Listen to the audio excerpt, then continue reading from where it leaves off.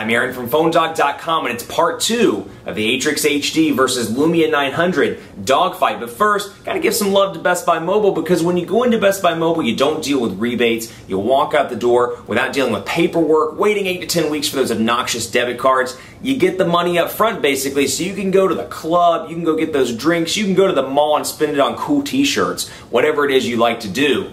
Thanks to Best Buy Mobile. They hook us up with a lot of awesome phones for use in our One Paw Bandit giveaway game, which we turn around and give to you. Let's kick it off. It's part 2 of a dogfight battle. Android versus Windows Phone, device versus device, Motorola versus Nokia. Who's going to win?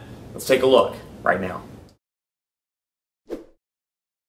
Part 2 of the dogfight battle kicks off again, and like I said in part 1, let's say you walk into the AT&T store, you're like, I don't want to spend $200 bucks, I don't need a Galaxy S3, I don't need an HTC One X, but you're like, you know what, I want a high-end phone, and I don't want to pay too much money for it. Both of these are killer devices. The Motorola Atrix HD, $100 bucks at AT&T, just been out for a couple of weeks, has a nice Kevlar back, it's durable, it's got Gorilla Glass, and it's available for $100 bucks. Then you have the Lumia 900, been out for a little longer, but has a couple of different cool colors. Blue, white, pink, and then black as well. And you've got that option for $49.99 on AT&T. So a little bit cheaper. Windows Phone versus Android, Nokia versus Motorola, high-end smartphone versus other high-end smartphone. Let's kick this dogfight off phone dog style. So let's go back into part 2 and take a look at the browser on both of these devices. 4G LTE out of the gate on both. So we're going to load up PhoneDog.com on both of these. PhoneDog.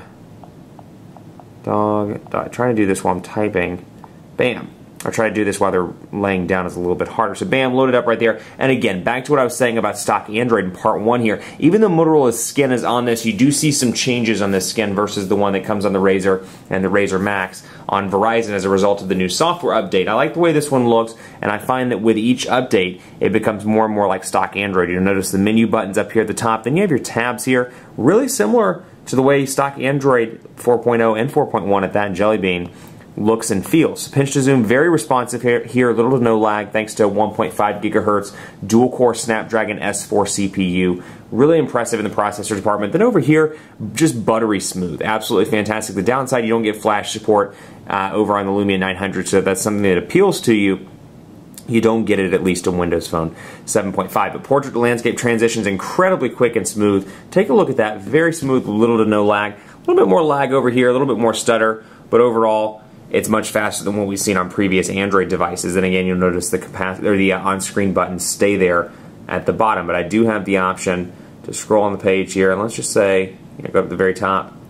I can go ahead and request the desktop site, save for offline reading, and more. So both are great. Browsing department, the win goes to the Lumia 900, although again, if flash is important to you, the Motorola Atrix HD is the one that's going to win that. Let's take a look at camera as well. 8 megapixel camera on both, 1080p HD video recording over here, 720p over here thanks to Windows Phone limitation.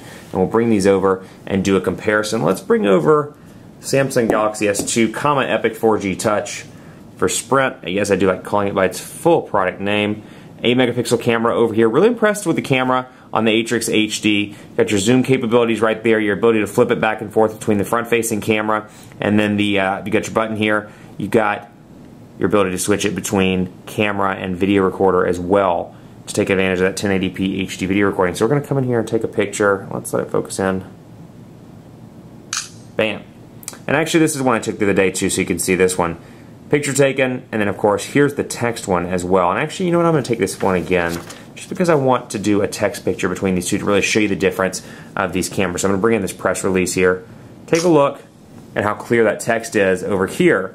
Now bring over the Lumia 900, and I love the actual interface here. I love it a lot. I love the ability to flip back and forth, much like you do in Jelly Bean now, between pictures already taken and the live camera application. Then you have shortcuts to video recording, front-facing camera, and then of course your settings over here as well, with the ability to turn the flash on and off. Now it's Carl's Zeiss optics. Unfortunately, even though you have that physical button over on the side, it does not do a good job of taking text or anything at a close distance. So let's take a look here. For example, now compare these, and you can see that very clearly. We'll zoom in so you can see, and take a look at the difference. Let's see if I can actually find a very similar spot here. There you go. almost identical right there. You can see the difference between the text on the Lumia 900 and on the Motorola Atrix HD. Incredible camera. I shouldn't say incredible, but it's a very good camera on the Atrix HD. Camera's not so good on the Lumia 900. Now, while we're on that kind of topic, let's talk about battery life as well. Actually, we weren't on that topic at all, but I like this cool little widget here that comes out of the gate that tells you I have 84% left. You know, I'm big on seeing physical indicators like that, and you do get the ability to do it over here, and I really like that. So, 1,780 milliamp hour battery here, 1,830 milliamp hour battery on the Nokia over on this device. So, very impressed with the way that both of these perform. That said, battery life a little bit better on the Lumia 900. That said, you don't get the multitasking capabilities to the extent you do with Android, and it's certainly not bad over here.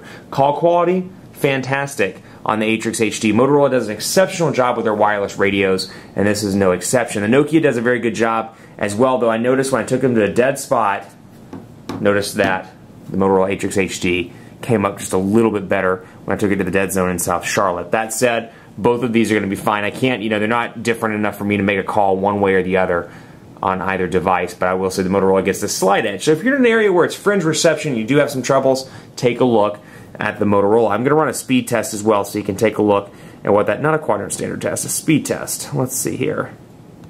Bam. And we'll load this up just so you can see kind of what AT&T LTE looks like in the Charlotte metro area. Let's say, load it up right here.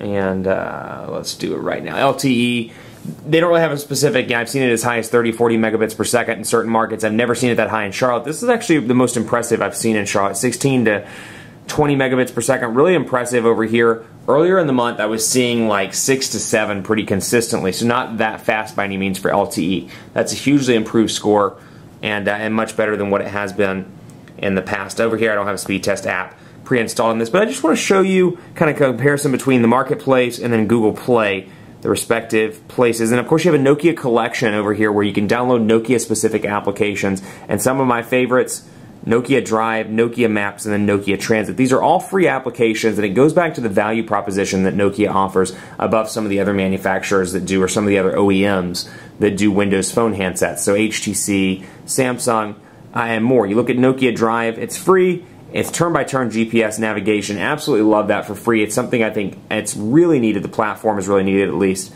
And you know, Bing does a decent job. Bing Maps, that is. But this one is much improved. Very impressed with this, and then very impressed with Transit as well. And then you've got some other Nokia stuff. App highlights, Creative Studio, Nokia trailers, and then you've got The Dark Knight Rises, Six Flags, Camera Extras, and more. So I can download the Camera Extras, Smart Group Shot, Panorama, and get that stuff available on my camera. So you get a lot of different Motorola, or Nokia rather, specific applications. Over here, you have apps, music, magazines, books, and TV, and movies, all grouped into one store. If I want magazines, I can scroll through and you'll see the color scheme obviously changes. I can download music, all from Google Play. It's a much improved experience over what it has been in the past. Of course, I can see my top paid, top free, and then here's just kind of what one looks like, where I can see the description, I can see what's new, star ratings, and more. But over here, I will give them credit. They do a great job with the Nokia free applications. Let me show you this as well. Take a look at Hotmail versus Gmail. I just want to show you how the email interface looks on both of these devices. So obviously Gmail, here's what it looks like on Android 4.0, and then over here you can see unread, urgent, and more. So I can scroll back and forth to access that text that falls off the screen. And then I have these shortcuts down at the bottom, which when I press the 3 menu buttons, it gives me small text below so I can see, oh, that was select, oh, that's sync, oh, that's search. And I can access my settings kind of similar to how you do on Android as well with the 3 dots. Then down here, if I don't know what one is, I can press and hold it, and it shows me, in that case, show all labels. Kind of shows me what it actually is. Just to show you some of the comparisons here as well between the phone applications. We'll load these up, and you can see the history is what starts out by default over here. Here's my dial pad. Got a nice big dial pad on both of these devices.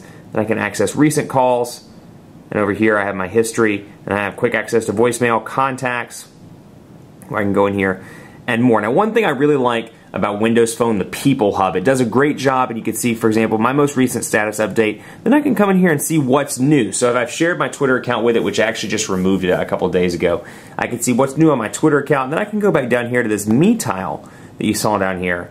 And I can post a message, I can check in, I can set chat status, and I have notifications as well of when people have sent me tweets and Facebook updates and more. So I've got that ability from here, and Local Scout is another very cool application where I can see eat and drink what's nearby to the office. I can say Rock Bottom's pretty close, Dixie's Tavern's pretty close, I've got Re-Rock pretty close, I've got Blue, Capital Grill, fantastic, BLT Steak, Blackfin, all these places not too far away from my office, and I have a map up here if I want to see it. So I've got this, you know, when I land in a city like a San Francisco or New York or Chicago, places I go all the time for work, and I'm like, you know what, this time around I'm staying wherever, in the Barcadero area, this time around I'm staying somewhere else, you fill in the blank, whatever. I can find close places to eat, drink, catch movies, and things like that. So that's a really cool application, and again, it's included in Windows Phone. So both of these are killer devices. They do a good job, and again, they're both under $100. So if you're walking in, you can. It's proof that on AT&T, I have to give them credit. Say what you will about AT&T, they have a weird perception issue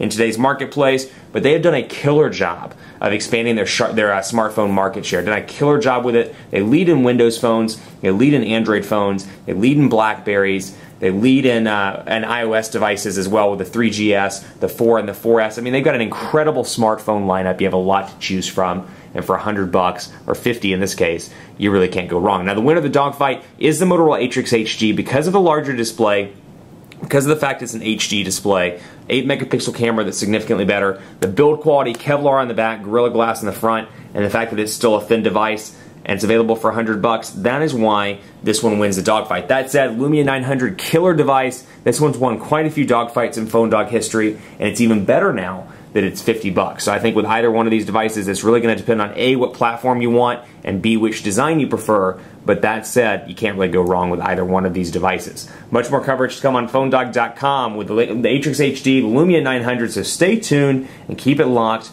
on the site at PhoneDog.com. Be sure to like us on Facebook, Facebook.com/PhoneDog. Be sure to follow us on Twitter as well. Hit me up. Let me know what you think of these two devices. PhoneDog_Aaron, and on Facebook at Facebook.com/PhoneDogAB. And of course, cast your vote for your favorite device in the official smartphone rankings at PhoneDog.com/rankings. It's almost weekend time. That means I'm going to sign off and finish editing these videos. Thanks so much for watching, and as always, we'll see you next time.